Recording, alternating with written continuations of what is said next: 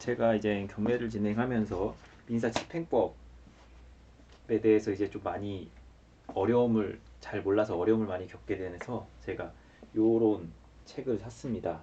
이게 그 사법연수원에서 발행하는 공무원들, 그러니까 집행 공무원이든 법원직 공무원이든 집행관들이든 그 사람들이 어, 경매 매각 물건, 예정 물건 같은 처리할 때 업무를 처리할 때 참고하는 이제 자료인데 이것을 통해서 입찰자가 공무원들이 어떠한 지침에 의해서 업무를 처리하는지 미리 알고 있게 되면 낙찰받은 물건의 어떤 문제들을 이제 해결해 나가는데 많은 큰 도움이 될 수 있을 거라고 생각해서 이 책 총 5권이 있어요. 이게 1, 2, 3, 4, 5 5권이 있는데 이 5권을 모두 구매를 했습니다. 그리고 이게 원래 일반적으로 경매를 입찰하고 그 물건의 문제를 이제 해결해 나갈 때 그때그때 필요한 사건들이 물론 생길 텐데 강제 집행이든 동사 남유든 또 뭐가 있을까요? 뭐 가처분이든 어떤 여러 가지 상황이 있을 거고 또 어떤 경우는 뭐 새를 살다가 어, 어떤 불가피한 게 뭐 후순위에 어떤 사람이 이제 채권 관계가 있어서 그게 경매에 넘어가는 경우 어, 법률 이제 경매 이제 집행되는 이제 방식이나 나의 어떤 권리를 지키는 방법에 대해서 잘 모르기 때문에 어떤 참조할 만한 자료가 필요한데 그때 요런 것들이 물론 이게 이 책을 사서 공부할 정도까지 되면은 이쪽에 거의 전업이라고 보면 되겠지만 그래도 필요한 부분을 그때그때 이렇게 찾아서 쓸 수 있는 그런 어떤 지침서가 될 것 같아요. 그리고 보면 이제 지금 이 책은 아니고 앞권에 보니까 이제 강제 집행 방법, 임의경매 신청 방법, 뭐 이런 내용들도 좀 있는 거 봐서는 일단은 좀 내가 사는 집에 어떤 어려움이 겪게 된 임차인이나 아니면은 누군가에게 돈을 빌려줬는데 그 돈을 회수하고 싶은 그런 어떤 채권자들이나 그런 제3자 권리관계가 있는 제3자들의 이거를 이 책을 보게 되면은 굉장히 유용하겠다 싶은 생각이 듭니다. 일단 제가 이거를 이제 녹화하게 된 계기는 이 책에 대해서 책은 샀는데 공부를 하지가 않아게 돼가지고 조금씩 볼 때마다 영상으로 좀 남겨볼까 합니다. 그래서 이거를 책을 사지 않으신 분들도 조금 이 책의 내용에 대해서 조금 알 수 있고 저도 이걸 통해서 좀 복습할 수 있는 그런 시간을 갖도록 합니다. 제가 핀 책은 5부인데요. 5편인데 맨 앞에 나온 쪽부터 쭉 이제 보기 시작했어요. 네, 여기 제 5장은 동산에 대한 강제 집행이에요.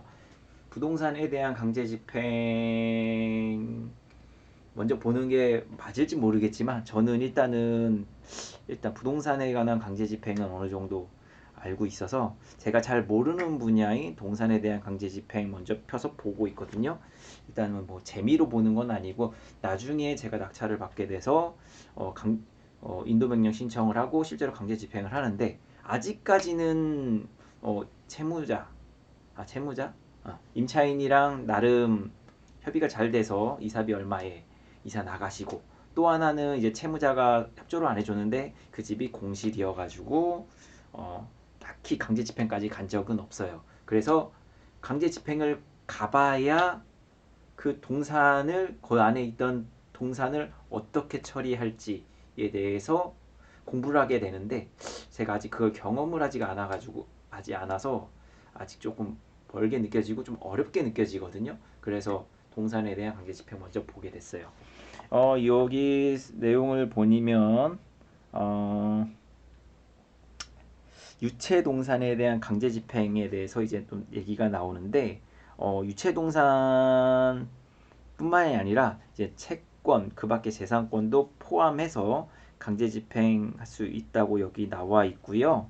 그 다음에 내국 통화, 그러니까 원으로 된 우리나라 돈뿐만이 아니라 외국 통화 지급을 목적으로도 동산에 대해 강제 집행을 할 수 있게 되어 있습니다.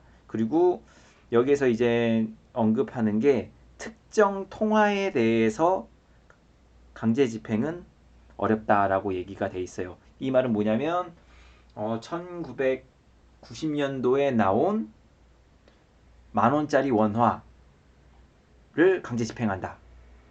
채무자가 가지고 있는 1990년에 나온 원화를 강제 집행한다. 그 사람이 가지고 그런 원화를 가지고 있다 하더라도 그 원화가 없어졌으면 그거를 강제 집행할 수가 없는 거죠.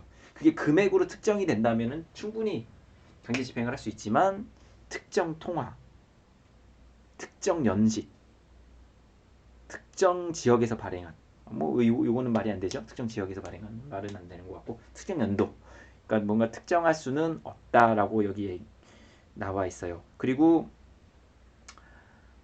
유체동산에 대한 그 금전 집행은 집행관이 실시하는 것이 원칙이고요. 집행관은 독립, 단독의 사법기관으로서 스스로 법령을 해석하고 집행할 권한이 있어요. 그래서 낙찰을 받으시고 어떠한 문제를 해결을 할 때 그 공무원들이 그 내용을 모르고 있는 경우가 있어요. 그 모르고 있으면은 스스로가 어떤 일을 처리를 하질 않겠죠. 그거를 요 책의 내용대로 집행관은 이런 권한이 있지 않습니까? 그러면 이런 거를 해주셔야 되는 거 아닙니까? 라고 역으로 이제 설득을 해서 내가 원하는 어떠한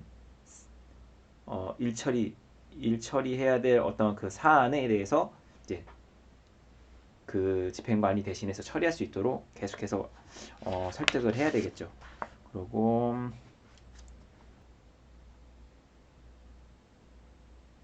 채권자가 집행관에게 집행 신청을 하게 되면 집행관은 그 채무자의 소유 물건들이 있잖아요. 그 부동산 안에 있는 소유자의 물건을 그 압류 금지 물건을 제외하고 나머지를 이젠 압류를 할 수 있어요.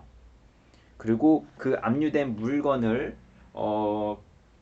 그 기일 입찰을 하든 호가 경매를 하든 그런 어떤 적당한 방법을 정해 가지고 특정 날짜와 장소를 정해서 그 물건을 현금화하게 되는데 그 현금화하게 되면 그 금액을 이제 채권자에게 지급을 하게 돼 있어요. 여기서 말하는 채권자는 저희 이제 경매하는 분들에게서 있어서는 채권자는 낙찰자죠. 예, 낙찰자에게 그 금액을 제공하게 되는데 그 금액이 일단은 이 동상 경매 진행하는 그 비용을 제외하고 남는 게 있으면은 제공하게 돼 있어요. 근데 그 금액이 만약에 너무 크다 그러면은 그 금액의 한도, 그러니까 채권자가 예를 들어 이거를 집행하고 무슨 비용이 나왔는데 예를 들어 한 350만 원이 나왔다. 그리고 그 동상경매가 예를 들어 50만 원이 나왔다. 그럼 400만 원이잖아요. 이 400만 원에 대해서는 일단 채권자에게 이제 배당을 하고 나머지에 대해서는 이젠 채무자, 원래 소유자에게 이제 돌아가게 되죠. 근데 일반적으로 그렇게 되는 경우는 그 실제로 낙찰받은 물건 내에 있는 어떤 그런 동산들 같은 경우는 대부분 쓰레기들, 버려야 될 물건들이 많다 보니까 이렇게 금액이 남아가지고 그런 어떤 경매 낙찰받은 채권자가 사용한 비용을 어느 정도 완벽히 충당할 정도까지는 되진 않는 것 같습니다. 물론 이제 공장이나 뭐 다른 어떤 고가의 물건들이 있는 동산의 경우에는 또 다를 수는 있겠지만, 근데 여기 이제 나와 있는 게 그 부동산 내에 있는 동산이라 하더라도 채권자가 청구하는 그 금액 이상의 압류는 할 수는 없게 돼 있고요. 그 금액 내에서만 이제 압류 딱지를 붙이는 걸로 나와 있습니다. 그리고 이제 채권자가 여러 명이 이제 경합이 되는 경우가 있어요. 내가 낙찰자로서 인도 명령하고 강제 집행하고 그 비용을 보전받기 위해 동산을 경매했는데 이 동산 경매한 거에 또 다른 압류자가 붙어서 그 금액에 자기가 요구하는 어떤 채권액을 요청하는 경우가 있어요. 이럴 때 채권자가 2명 정도, 2명 이상이 되기 때문에 원래 이거를 합의를 봐야 되는데 이게 합의가 되지 않으면 집행관은 여기에서 뭐라고 되어 있냐면 이거를 공탁하게 되어 있습니다. 그래서 그 이제 법원직 공무원들 같은 경우는 이렇게 문제가 생겼을 경우에 이걸 공탁하고 당신들이 해결해서 가져가세요라고 하게 될 거예요. 그래서 그런 부분을 다 참조하시고 채권자가 좀 많다고 생각되면 이제 이게 안전하게 공탁이 되니 나중에 그 채권자들 간에 이제 어느 정도의 이제 최대한 합의를 하시고 아닌 경우에는 이제 소송을 통해서 그 집행 비용이든 다른 비용이든 그런 것들을 보전하셔야 될 겁니다.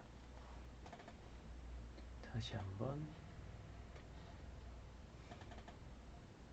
자 유체동산 집행 절차에 그런 어떤 도해가 이렇게 나와요. 집행관에게 집행을 위임을 그 채권자가 신청을 하게 되면 이걸 압류하게 되는데 이것을 이제 압류를 하면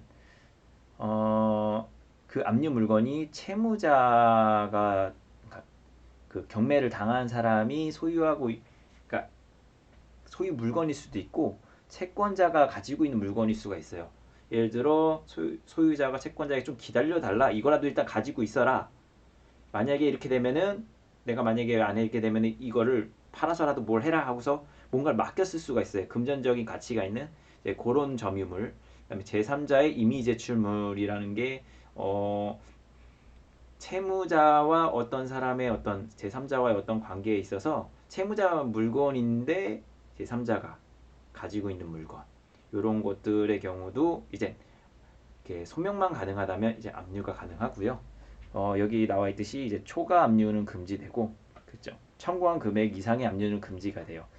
그래서 집안에 갔는데 좋은 TV, 뭐 냉장고 뭐 여러 가지가 있는데 기본적으로 이제 생활에 필요한 필수품은 압류가 안 돼요. 그러니까 냉장고 같은 경우는 압류가 안 될 거고 이제 TV 같은 경우 이제 비싼 거 뭐 에어컨도 이제 필수라고 하기엔 좀 애매하죠. 그러니까 에어컨 뭐 이제 좀 그다음에 그 건조기, 식기세척기 해가지고 뭐 이렇게 뭔가 생활에 윤택함을 줄 수는 있지만 이게 뭔가 이렇게 필수적인 생활품이 아니다라고 하는 것들은 압류가 가능해요.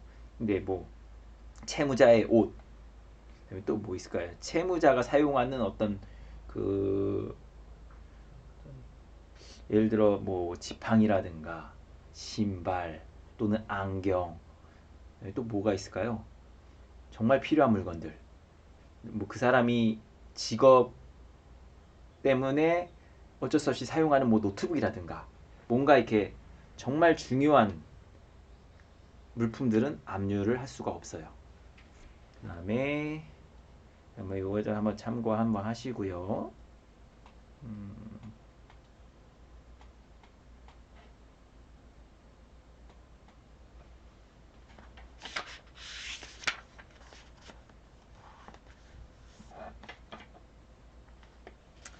그리고 제가 이제 알게 된 게 압류 대상이 되는 물건이 대부분은 뭐 집에 혼자 사는 분들도 있지만 이제 결혼해서 사시는 분들이 있잖아요. 그러다 보니까 뭐 채무자는 예를 들어 A인데 A와 A의 처가 살고 뭐 그 자녀들이 살잖아요. 그러면 이제 물건들이 이젠 A 씨 물건도 있겠지만 다른 사람의 물건인 경우도 있어요. 그런 경우에는 이제 집행관이 이제 직권으로 본인 판단하에 이거는 A의 물건이거나 이 공동생활하는 물건이다라고 판단되는 것들 내에서 그 집행관이 판단하여서 압류를 할 수 있어요. 예를 들어 이게 A의 처의 물건인 게 확실해요. 그러면은 압류할 수가 없어요. 그리고 자녀가 사용하는 물건인 게 확실해요. 그러면은 이것도 압류를 할 수가 없어요. 꼭 A 거거나 공동으로 생활하는 그런 물품 중에 생필품이 아닌 것들 중에서만 압류를 할 수가 있습니다. 그리고 여기에 이제 또 재미난 얘기가 있는데 그 이제 땅을 낙찰받았는데 그 땅 위에 이제 농사를 짓잖아요. 근데 농사를 짓게 되면은 보통 땅 위에 농사 짓고 있는 그런 물품 같은 경우는 어 그냥 감정가에 포함되는 경우가 있고 또 없는 경우도 있어요. 근데 여기에서 이제 동산으로 이제 압류할 수 있는 거에서 이제 그 수확하기 한 달 이내에 한 달 내에 이제 곧 수확할 거라고 예정되어 있는 어떤 과실물들이 있는데 그거는 이제 유체 동산으로 이제 취급하고 있어서 그 과실을 압류할 수가 있어요. 그리고 그게 이제 채무자 소유이거나 또는 채무자가 제3자에게 위탁해서 좀 뭐 좀 이거를 좀 갖고 달라고 했을 경우, 그러니까 소유 권한이 채무자에게 있는 경우에는 그것도 이제 압류할 수 있습니다.